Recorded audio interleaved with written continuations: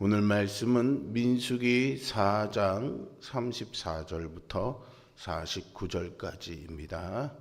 민수기 4장 34절부터 49절까지입니다. 모세와 아론과 회중의 지도자들이 고핫 자손들을 그 종족과 조상의 가문에 따라 계수하니 30세부터 50세까지 회막에서 복무하고 봉사할 모든 자 곧 그 종족대로 계수된 자가 2750명이니 이는 모세와 아론이 여호와께서 모세에게 명령하신 대로 회막에서 종사하는 고핫인의 모든 종족 중 계수된 자이니라. 게르손 자손 중 그 종족과 조상의 가문을 따라 계수된 자는 30세부터 50세까지 회막 봉사에 참여하여 일할 만한 모든 자라. 그 종족과 조상의 가문을 따라 계수된 자는 2630명이니 이는 모세와 아론이 여호와의 명령대로 회막에서 종사하는 게르손 자손의 모든 종족 중 계수된 자니라. 무라리 자손의 종족 중 그 종족과 조상의 가문을 따라 계수된 자는 30세부터 50세까지 회막에서 복무하고 봉사할 모든 자라. 그 종족을 따라 계수된 자는 3200명이니 이는 모세와 아론이 여호와께서 모세에게 명령하신 대로 무라리 자손들의 종족 중 계수된 자니라. 모세와 아론과 이스라엘 지휘관들이 레위인을 그 종족과 조상의 가문에 따라 다 계수하니 30세부터 50세까지 회막 봉사와 매는 일에 참여하여 일할 만한 모든 자 곧 그 계수된 자는 8580명이라. 그들이 할 일과 짐을 매는 일을 따라 모세에게 계수되었으되 여호와께서 모세에게 명령하신 대로 그들이 계수되었더라. 아멘. 하나님과 인격적 관계를 맺지 못한 성도들은 하나님이 무엇이든지 당신의 뜻대로 이루시는 분이라 생각합니다. 그래서 우리는 하나님이 부르시면 어쩔 수 없이 끌려갈 수밖에 없다 이렇게 생각하죠. 그러나 하나님은 우리가 생각할 수 없을 만큼 우리를 수단이 아닌 목적으로 귀하게 보십니다. 모세와 아론과 지도자들이 하나님의 명령을 따라 레위인들을 계수하는데요.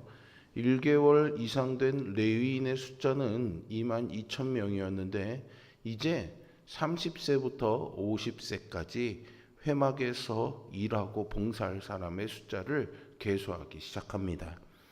1개월 이상의 레위인은 이스라엘 12지파의 장자들을 위한 대속 제물을 의미하고요.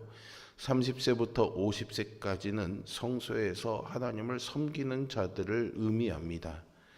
레위 지파에 세 갈래의 계보가 있는데요. 그들은 고핫과 게르손과 무라리 자손입니다.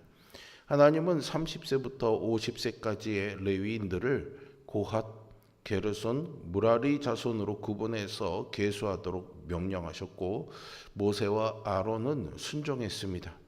이렇게 하나님의 명령에 모세와 아론이 순종했다는 말이 반복되고 있는 것을 보면 상식적으로 이해하기 어렵기 때문이 아닌가 생각됩니다.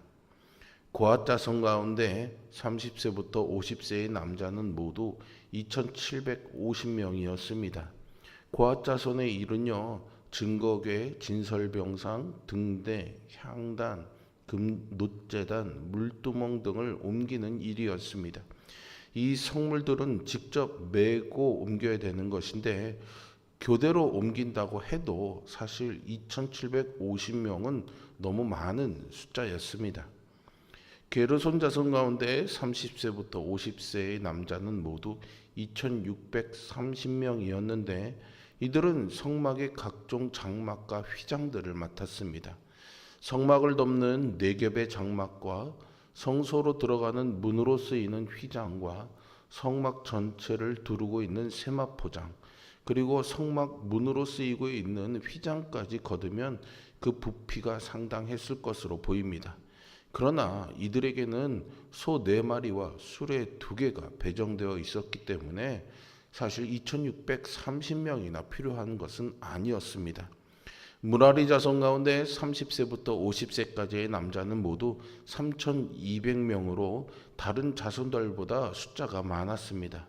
무라리 자손이 맡은 기물은 무거운 널반 48개, 또 성소를 이루고 있는 기둥 5개, 성막들에 세워진 기둥 60개, 음받침 100개, 그리고 놋받침 65개, 성막을 고정하는 막대 15개, 그리고 기타 여러 가지 물품들도 있었을 테니 많은 사람이 필요하긴 했을 것입니다. 그러나 그들에게도요, 수레 넷과 소 8마리가 배정되었기에 역시 3,200명이나 필요하지는 않았습니다. 분명 30세부터 50세까지의 연령은 그들이 감당해야 될 일을 고려할 때 상식적으로 적절하지 않았습니다.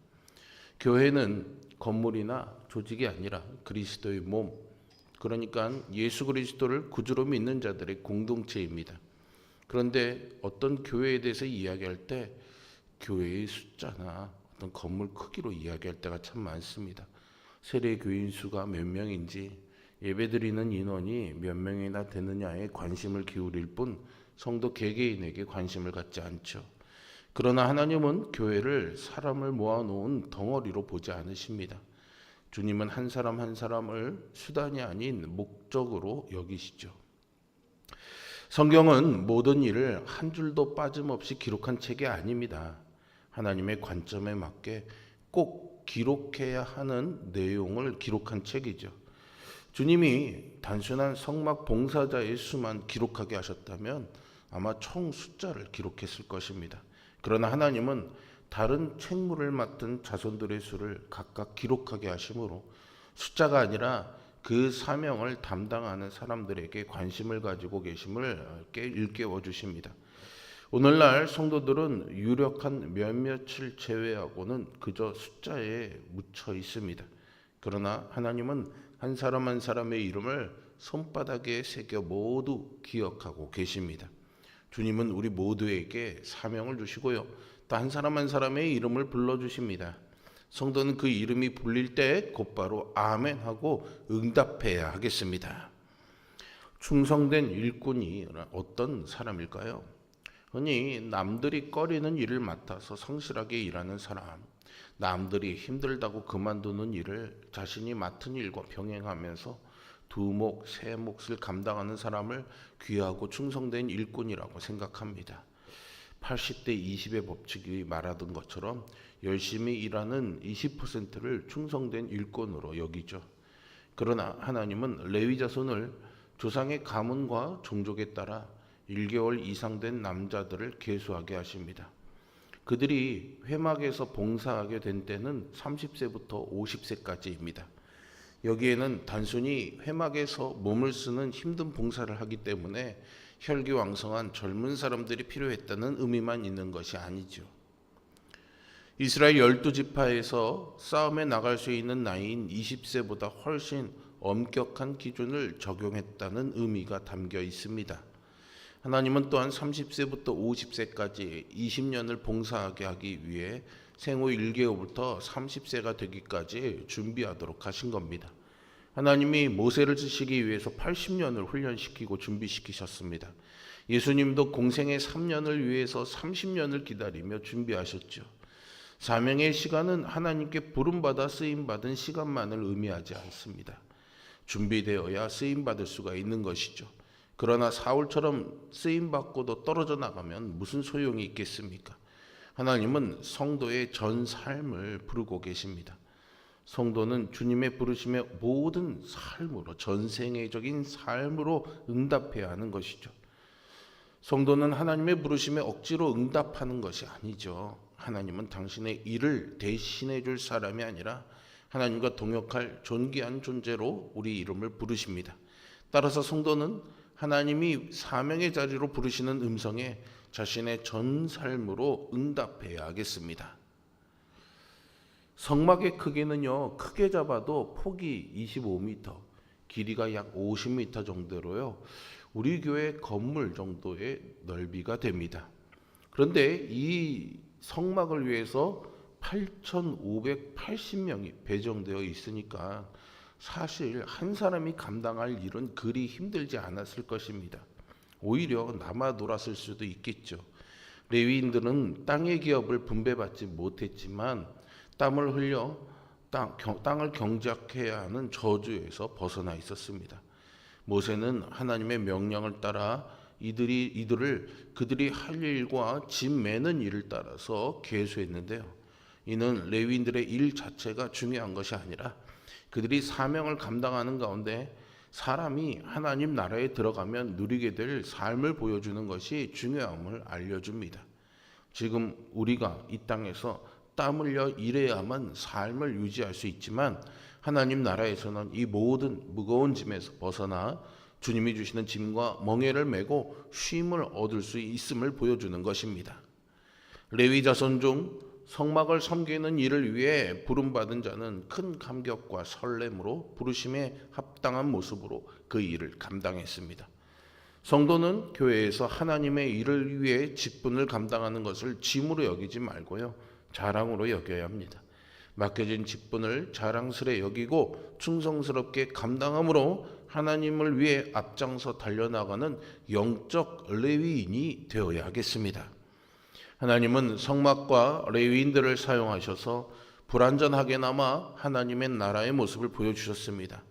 우리는 지금 이 은혜를 소유하고 있습니다. 우리는 세상에서 일한 대가를 받아 사는 것처럼 보이지만 사실은 하나님이 우리를 먹이고 인도하고 계심을 믿습니다. 그러므로 세상을 두려워하지 마시고 하나님을 의뢰하는 법을 배우십시오. 또한 하나님을 섬기는 것이 우리의 본분임을 기억하며 하나님께 온전히 신뢰하고 의지하여서 하나님께 충성된 일꾼으로 살아가는 우리 모두가 될 수 있기를 주님의 이름으로 축원드립니다. 기도하겠습니다. 거룩하시고 살아계신 아버지 하나님, 오늘도 주신 말씀 붙잡고 하나님의 은총을 따라 살기를 소망하는 마음으로 엎드려 기도합니다. 하나님께서 주시는 은혜와 은총을 우리 모두가 누리며 살아가게 하여 주시고, 오늘 하나님께서 레위인들을 택하셔서 하나님의 일을 맡기며 그들은 모든 것을 하나님께 맡기는 전 삶을 의지하며 하나님을 위해 살았던 것처럼 우리 또한 이 세상에서 수고와 땀 흘림에 애씀이 있지만은 그 모든 것들이 하나님의 은혜임을 기억하며 하나님께 우리의 삶을 온전히 의탁하고 하나님께 충성된 일꾼으로 살아가는 우리 모두가 되게 하여 주시옵소서. 이 새벽에 하나님 앞에 나와 간구하며 기도하는 우리의 기도들에 응답하시고 역사하시는 하나님의 은총을 누리게 하여 주시며 여러 모양으로 부르짖고 간구하는 기도에 세밀하게 응답하시는 하나님의 은총이 우리 모두의 삶에 누려지도록 역사하여 주시옵소서. 예수 그리스도의 이름으로 기도합니다. 아멘. 하늘에 계신 우리 아버지